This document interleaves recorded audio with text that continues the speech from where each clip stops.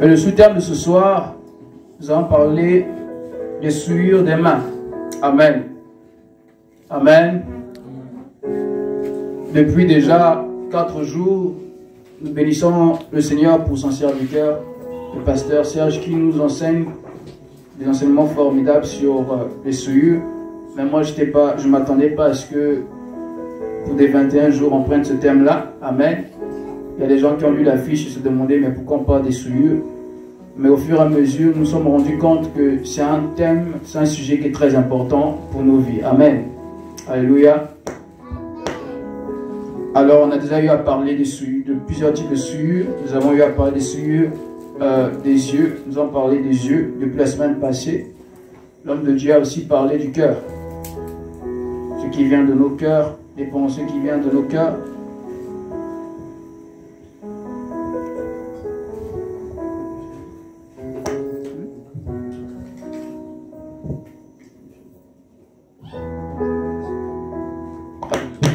Alléluia. Donc je disais sur les souillures du cœur, nous avons parlé des souillures des yeux. Et ce soir, nous allons parler des souillures des mains. Amen. Est-ce que tu peux dire à ton voisin, les souillures des mains? Les souillures des mains. Est-ce que tu peux transmettre à ton voisin? Est-ce que tu peux être le prédicateur adjoint ce soir? Transmets à ton voisin, dis-lui les souillures des mains. Je ne vois pas les gens transmettre, bizarrement. Est-ce que tu peux être prédicateur adjoint ce soir? Alléluia. Amen. Alors, nous parlons des souillures des mains. Je me suis demandé pourquoi parler de ça. En quoi c'est important. Déjà, nous devons savoir que les mains, quand on parle des mains, pour les Hébreux, en hébreu, les mains, ça signifie yad. C'est-à-dire quand on dit en hébreu, quand il parlait des mains, le mot hébreu qui remplace main en français, le mot hébreu c'est yad. Donc ce mot renvoie à ce qu'on appelle le pouvoir, à ce qu'on appelle l'autorité ou la force. Donc pour les Hébreux, lorsqu'ils parlaient de la main renvoyait à ce qu'on appelle le symbole du pouvoir, le symbole de la force et le symbole de l'autorité. Amen. Alléluia. Nous pouvons le lire dans le livre de Genèse, chapitre 14.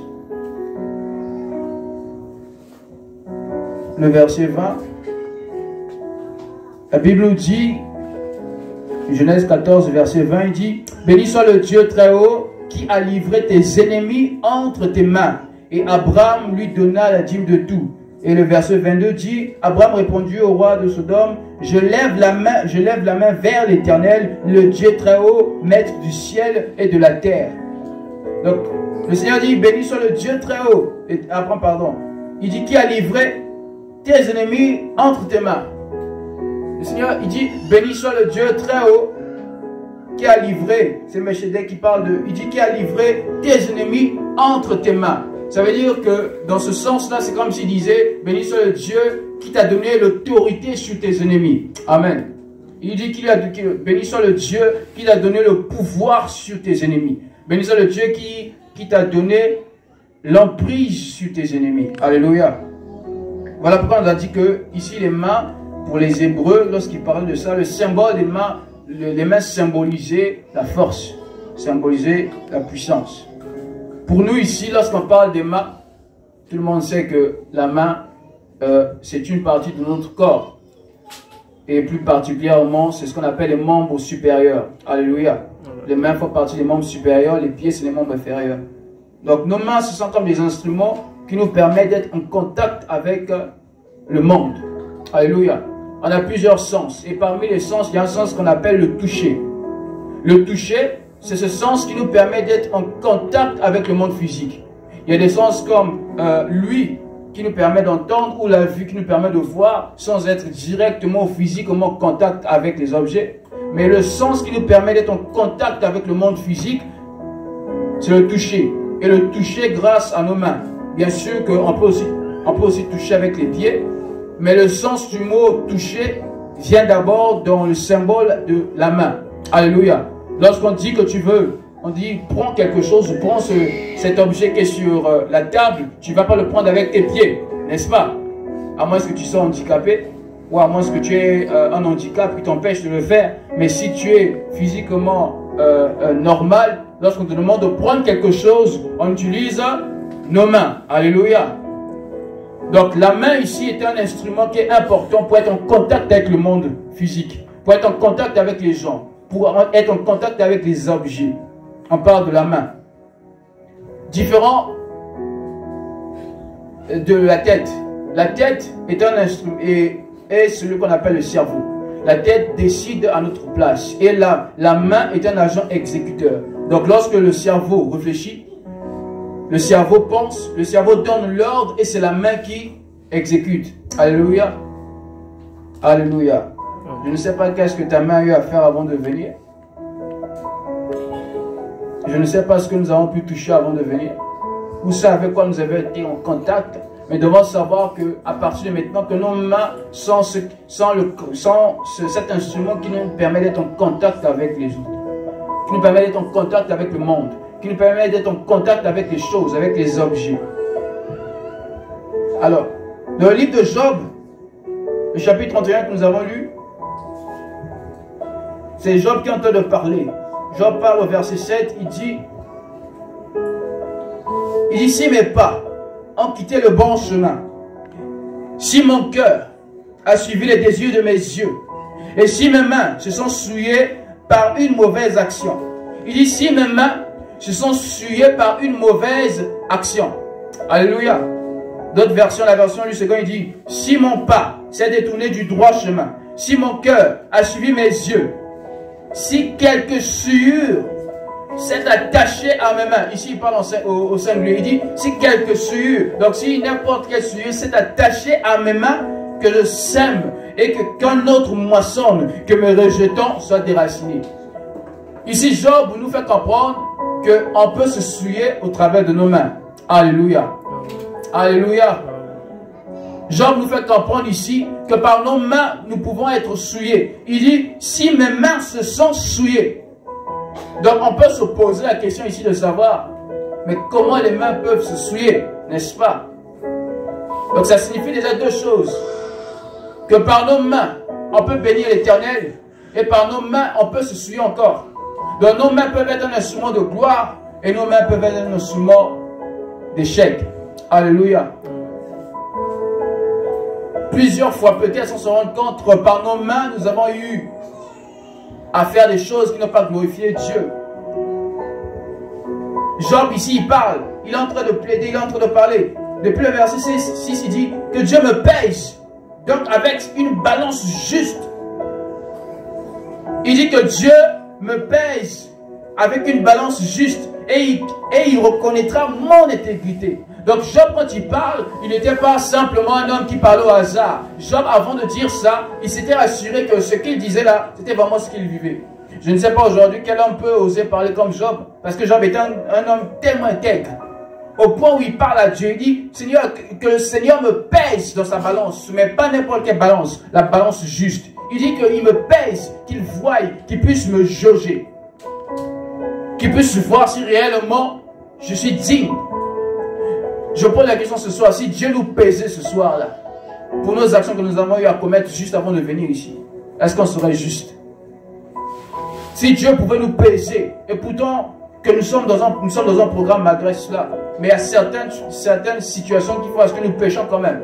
On est en jeûne, mais notre bouche, comme le pasteur nous a dit dernièrement, notre bouche, on pêche quand même, mais malgré son enjeu. Mais Job, il dit, que le Seigneur me pèse, que Dieu me pèse dans une balance juste. Et il reconnaîtra mon intégrité. Le verset 7 qui nous intéresse, il dit, si mes pas ont quitté le bon chemin, et si mon cœur a suivi leurs désirs, les désirs, pardon, de mes yeux, si mon cœur a suivi les désirs de mes yeux, il dit, et si mes mains se sont souillées pour une mauvaise action, et si mes mains se sont souillées pour faire le mal, et si mes mains se sont souillées pour faire du n'importe quoi, pour déplaire à Dieu. La Bible nous dit que lui ne peut s'approcher de Dieu ayant des mains impures, n'est-ce pas? Alléluia. On dit nul ne peut s'approcher de Dieu ayant des mains impures. Donc ici on se rend compte déjà qu'il est possible, premièrement, d'avoir des mains innocentes, mais deuxièmement, il est aussi possible d'avoir les mains impures. Alléluia. Ésaïe 1, verset 15.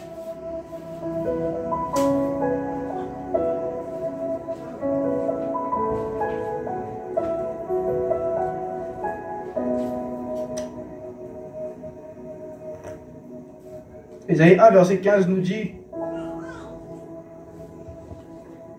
le Seigneur parle, il dit, quand vous étendrez vos mains, je détourne de vous mes yeux.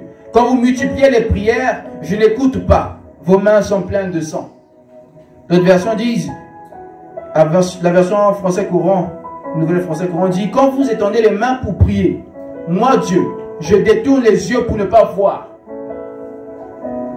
Il dit encore, vous avez beau faire prière sur prière, je refuse de vous écouter. Pourquoi? Car vos mains sont couvertes de sang. Il dit, je refuse de vous écouter. Donc c'est comme si nous sommes dans les 21 jours de prière, nous prions, malgré cela Dieu ne nous écoute pas. Il dit, vous ferez des prières sur prières. Vous invoquerez l'Éternel. Vous commencerez à battre les mains comme certaines églises y font. Vous allez commencer à prendre les fusils, commencer à tirer 10 fusils, pouf. Vous allez faire tout ce que vous voulez. Moi, Dieu, je ne vous écouterai pas. Pourquoi? Car vos mains sont couvertes de sang. Verset 16 dit, lavez-vous, purifiez-vous, écartez de ma vue vos mauvaises actions, cessez de faire le mal. Alors Dieu, il est en train de dire ici que les suyaux de mains l'empêchent, lui, de venir vers nous. C'est-à-dire, les actions que nous menons avec nos mains peuvent empêcher Dieu d'agir. La Bible dit que David, alors qu'il voulait, il a eu l'intention, il a eu le désir de pouvoir construire le temple du Seigneur. Dieu lui dit, non, ce n'est pas toi qui construiras le temple. Alléluia. Qui sait pourquoi Dieu avait interdit à David? Qui le sait? Pourquoi Dieu avait interdit à David de pouvoir construire le temple? Alléluia. Y a-t-il un lecteur de la Bible ici qui peut nous donner cette réponse? Qui sait pourquoi Dieu a interdit David de pouvoir construire le temple? Alors que David avait eu cette intention, il avait déjà réuni tout ce qu'il fallait, il était déjà en marche. Dieu lui dit non, ce n'est pas toi. Tout simplement parce que Dieu lui dit à David, à cause de tes mains, parce que tes mains sont impures, parce que tes mains sont couvertes de sang. David était un guerrier. David était une personne qui a eu à combattre. Il a combattu le géant Goliath. Il a combattu l'armée des Philistins. Il a eu à tuer beaucoup de gens. Il a eu à tuer Uri qui était son serviteur pour prendre sa femme. Il a eu à tuer beaucoup de gens. Et au moment où il veut construire le temple, Dieu lui dit non, tu ne le feras pas parce que tes mains à toi sont couvertes de sang. C'est-à-dire tes mains là, il y a le sang des gens qui te réclament toi. Et tu ne peux pas construire un lieu qui est saint avec tes mains impures. Alléluia. Et tu ne peux pas construire ce temple avec tes mains impures. Mais qu'est-ce que nous faisons avec nos mains? Les cieux des mains. Qu'est-ce que nos mains touchent qui font à ce que Dieu puisse refuser de nous écouter? Il dit, je ne vous écouterai point. Lorsque vous prierez, je ne vous écouterai point. Il y a des fois on se demande, on dit que Dieu ne nous écoute pas. Mais ici Dieu nous fait comprendre que des fois aussi c'est nos fautes. Alléluia. Alléluia. Alors les cieux des mains, ce sont toutes sortes d'impuretés, des péchés que l'on a communs à travers nos mains. C'est ce qu'on appelle les cieux des mains. C'est toutes sortes de péchés, toutes sortes d'impuretés, toutes sortes d'inimitiés qu'on commet avec nos mains, d'iniquités qu'on commet au travers de nos mains. C'est ce qu'on appelle les cieux des mains. Il y a des gens au travers de leurs mains, au lieu d'utiliser leurs mains pour s'élever vers le ciel, ils utilisent leurs mains pour frapper des gens. Alléluia. Alors que Dieu lui a donné des mains pour exercer, pour faire quelque chose, peut-être pour créer des choses. Il peut être un artisan. Lui, il utilise ses mains pour braquer les gens. Il utilise ses mains pour faire du mal. Alors les mêmes mains qui sont utilisées pour faire du mal, les mêmes mains peuvent être aussi utilisées pour faire du bien. Alléluia. Donc l'usage de nos mains dépend de nous. Alléluia. L'usage de nos mains dépend de nous. Les cieux des mains sont les cieux. Ce sont les choses qui nous empêchent en fait de nous approcher de Dieu au travers de nos mains. Il y a des gens, au lieu d'utiliser leurs mains pour la gloire de Dieu, ils utilisent leurs mains. Exemple, je vais prendre un exemple. Exemple, un pianiste. Dieu t'a donné la grâce d'avoir la connaissance en musique. Et toi, tu utilises tes mains pour aller jouer pour le monde.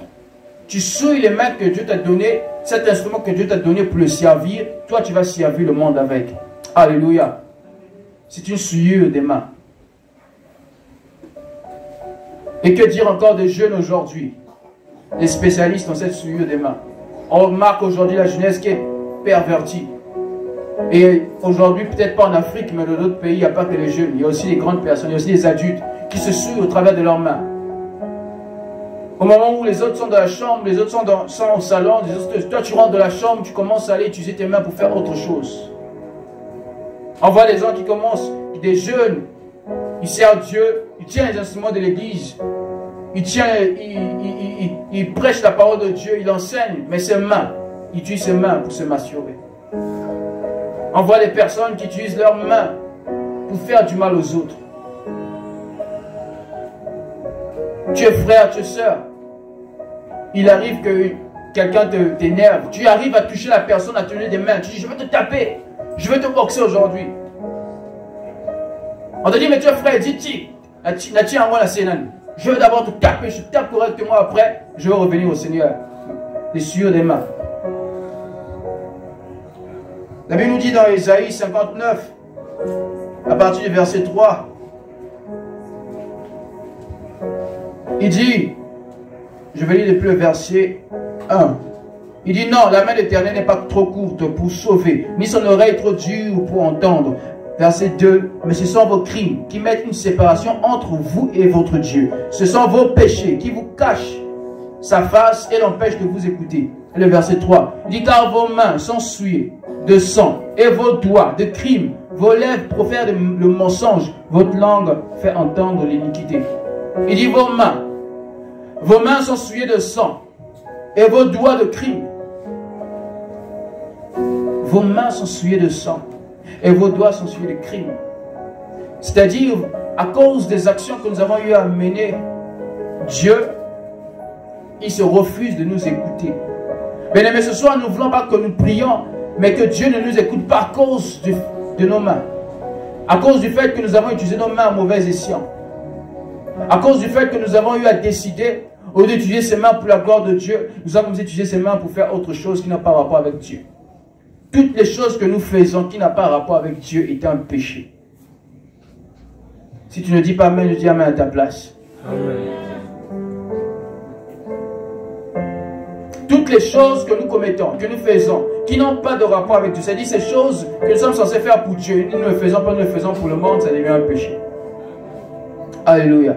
C'est-à-dire que le frère Junior peut être là, il a la grâce de pouvoir jouer l'instrument. Du moment où il joue, du moment où tout ce qu'il fait, c'est pour la gloire de Dieu, il n'y a pas de problème. Mais dès qu'il utilise ses mains pour aller dans le monde, pour aller jouer des concerts du monde, il souille ses mains. Alléluia. Ça veut dire les mêmes mains qu'il utilisait pour glorifier Dieu. Et ces mêmes mains, il peut utiliser aussi pour glorifier le monde. Et c'est là que Dieu dit, je ne vous entends pas lorsque vous priez. Il dit lorsque vous criez, il dit vous aurez beau prier, faire des prières sur prières, des jeûnes sur jeûnes, 21 jours de jeûne en décembre, en janvier 3 jours, je ne sais pas combien, en mars 1 semaine, mini-offensive, demi-offensive, grande offensive, méga offensive. Tout ça, ça ne servira à rien si vos mains sont souillées. Oh, j'aimais Job.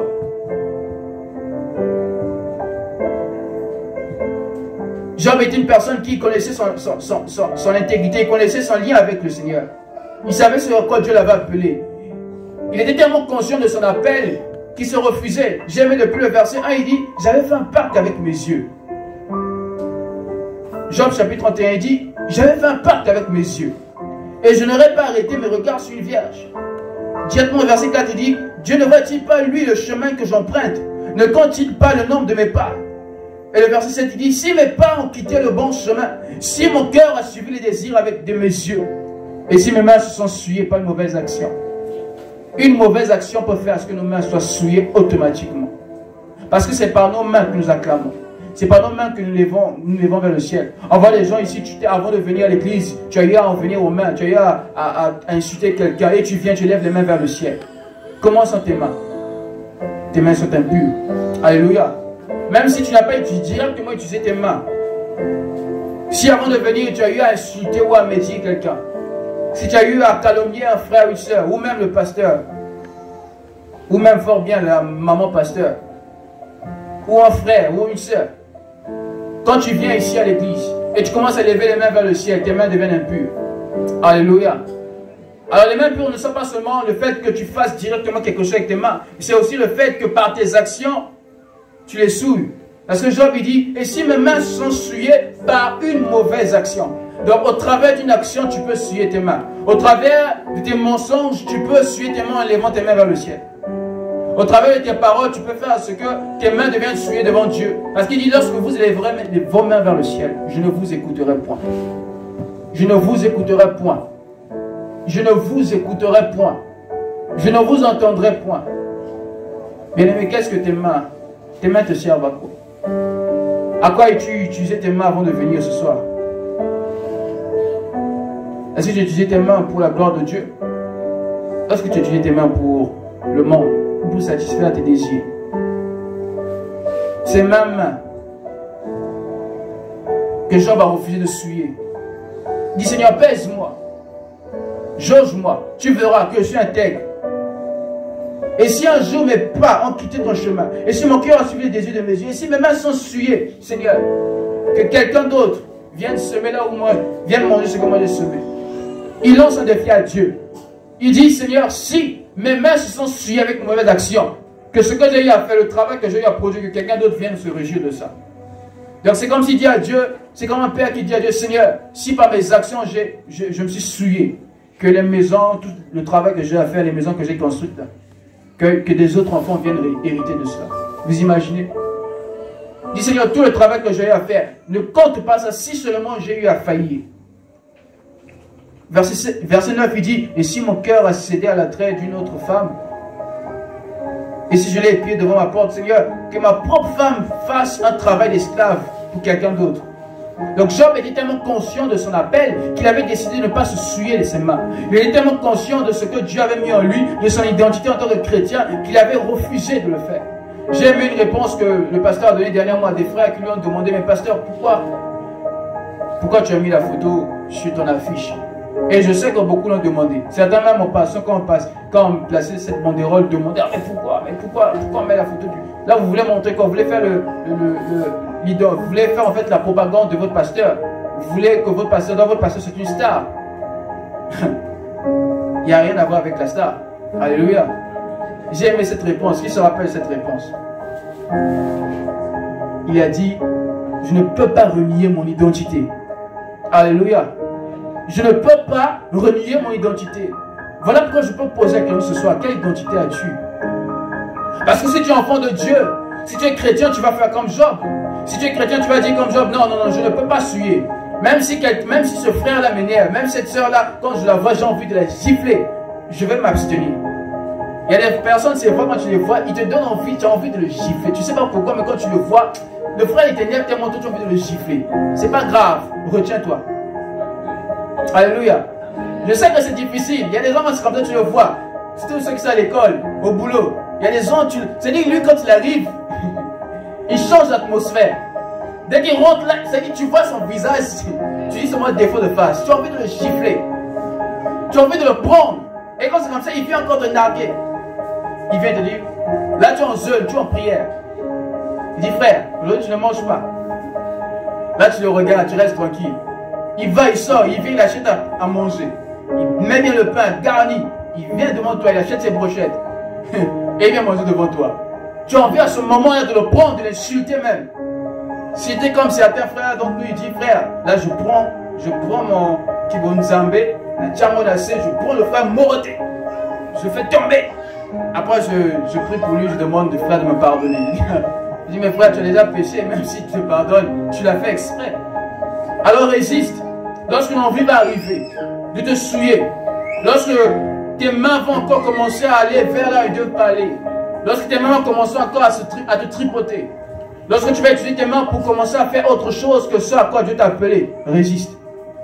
Lorsque tu sentiras que ton cœur entre d'enfler dans le péché, résiste. Alléluia. Résiste. Les souillures des mains. Les souillures des mains. Il dit, si mes mains se sont souillées par une mauvaise action. Mais ce soir, Je ne veux pas que tes mains soient souillées par une mauvaise action. Le désir de Dieu, c'est de nous exaucer de nos prières. Dieu, il veut nous exaucer, mais il dit vos mains sont impures.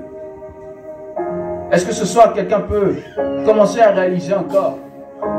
Si tu reconnais que tu as les mains impures, tu vas simplement commencer à élever ta voix, implorer le pardon de Dieu. Est-ce que nous pouvons nous lever?